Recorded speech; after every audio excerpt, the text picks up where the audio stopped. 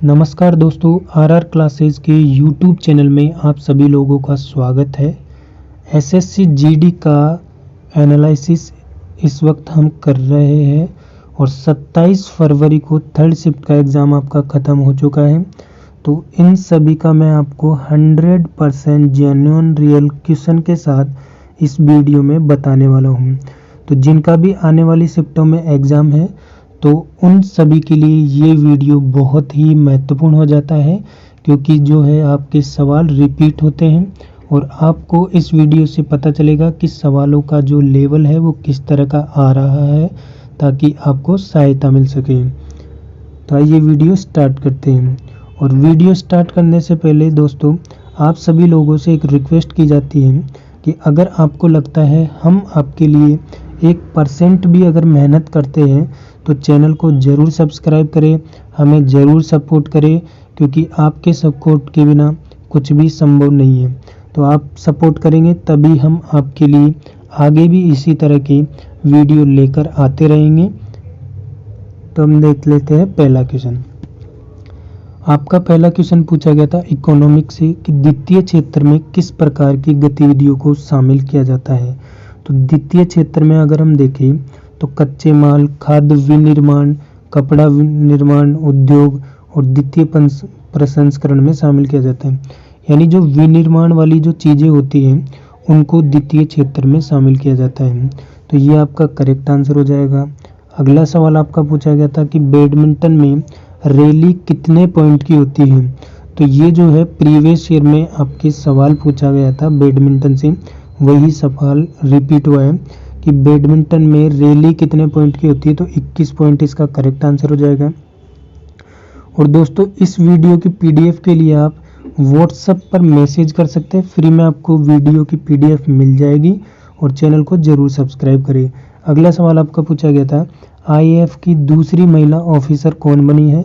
तो Indian air force की पहली फ्लाइंग लेफ्टिनेंट बनी है अनन्या शर्मा और दूसरी बनी है आपकी आसमा शेख। तो आसमा शेख करेक्ट आंसर हो जाएगा।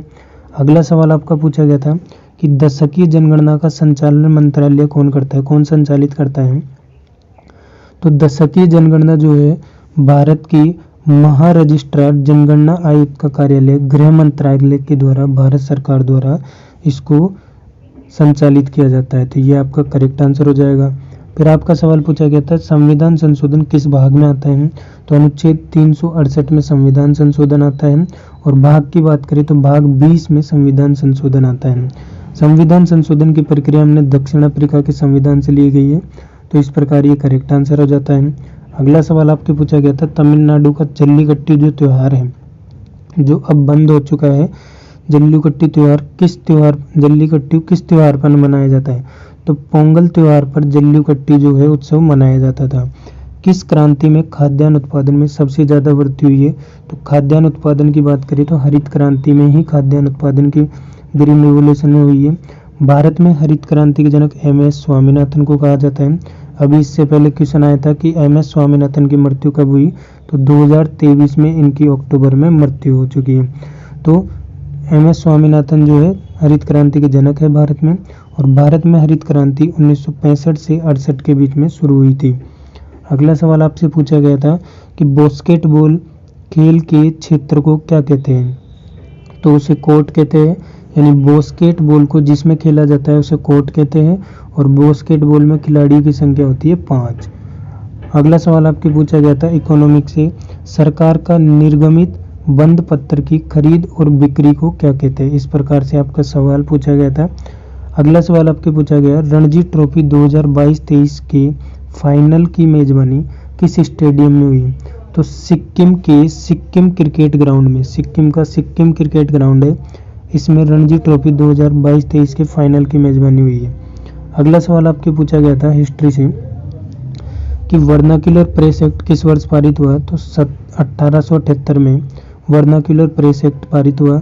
इस प्रेस एक्ट में जिसे बोलते हैं देसी प्रेस अधिनियम या वर्नाक्यूलर प्रेस एक्ट पारित किया गया था, ताकि भारतीय भाषाओं में जो पत्र पत्रिका छपती थी उन पर कड़ा नियंत्रण किया जा सके। उस समय के लॉर्ड लिटन भारत के क्या थे, वायसराय थे। तो ये आपका करेक्ट आंसर हो जाएगा। अगला सवाल पूछा गया किस केंद्र शासित प्रदेश का लिंग अनुपात सबसे ज़्यादा है, तो पुडुचेरी का लिंग अनुपात सबसे ज़्यादा है। स्टेट की बात करें तो केरल का सबसे ज़्यादा लिंग अनुपात है, और यूटी की बात करें तो पुडुचेरी का जो कि 1037 है। अगला सवाल आपके पूछा गया था मुख्यमंत्री श्रमिक कल्याण योजना किस राज्य से शुरू की गई है, तो मुख्यमंत्री श्रमिक कल्याण योजना अरुणाचल प्रदेश के मुख्यमंत्री पेमा खांडू के द्वारा मुख्यमंत्री श्रमिक कल्याण योजना को शुरू किया गया है। अगला सवाल आपके पूछा गया था बांग्लादेश का राष्ट्रीय गान किसके द्वारा लिखा गया है, तो आमार सोमनार बांग्ला जो बांग्लादेश का राष्ट्रीय गान है, ये बांग्लादेश का राष्ट्रीय गान है जिसे गुरुदेव रविंद्रनाथ टैगोर के द्वारा 1905 में लिखा गया और ये बांग्ला भाषा में ही लिखा गया, तो ये आपका करेक्ट आंसर हो जाएगा। अगला सवाल पूछा गया केरल का शास्त्रीय नृत्य कौन सा है, तो कथकली जो है केरल का शास्त्रीय नृत्य हो जाएगा, तो कथकली करेक्ट आंसर है। मोहिनीअट्टम आपके ऑप्शन में नहीं था। मौर्य साम्राज्य का द्वितीय शासक कौन बना, तो बिंदुसार जो है मौर्य साम्राज्य का द्वितीय शासक था जिसने 297 से 333 ईसा पूर्व तक शासन किया। फिर अशोक की अगर हम बात करें जो सबसे लोकप्रिय शासक थे, अशोक से 2-3 बार सवाल आपके पूछे गए, सुबह की शिफ्ट में भी अशोक से आपके सवाल पूछा गया है, तो अशोक का शासन 268 से 232 ईसा पूर्व माना जाता है, तो ये आपका करेक्ट आंसर हो जाएगा। अगला सवाल आपका साइंस से पूछा गया था चार्ल्स के नियम के आधारित आपको 3 स्टेटमेंट दिए गए थे। यह नियम कहता है कि स्थिर दबाव में यानी प्रेशर स्थिर हो, गैस का आयतन सीधे गैस के पूर्ण तापमान के समानुपाती होता है। यानी स्थिर दबाव में अगर दबाव स्थिर है तो गैस का जो आयतन होता है, गैस का वॉल्यूम जो होता है वो गैस के पूर्ण तापमान के समानुपाती होता है। यही कारण है कि तापमान में वृद्धि के साथ साथ गैस की मात्रा में वृद्धि होती है। जैसे टेम्परेचर बढ़ता है वैसे गैस की मात्रा में भी वृद्धि होती है, तो ये आपका चार्ल्स का नियम कहता है। और इस प्रकार मैं आपके लिए ये सभी जीके के सवाल इस वीडियो में लेकर आया हूँ। दोस्तों आपको वीडियो अच्छा लगा हो, अगर आपको लगता है हम आपके लिए मेहनत करते हैं ज़रा सी भी, तो चैनल को ज़रूर सब्सक्राइब करें, हमें सपोर्ट करें ताकि इसी तरह की वीडियो हम आपके लिए लेकर आ सकें। और इस वीडियो की PDF के लिए आपको इस व्हाट्सएप नंबर पर मैसेज करना है, आपको PDF मिल जाएगी। धन्यवाद।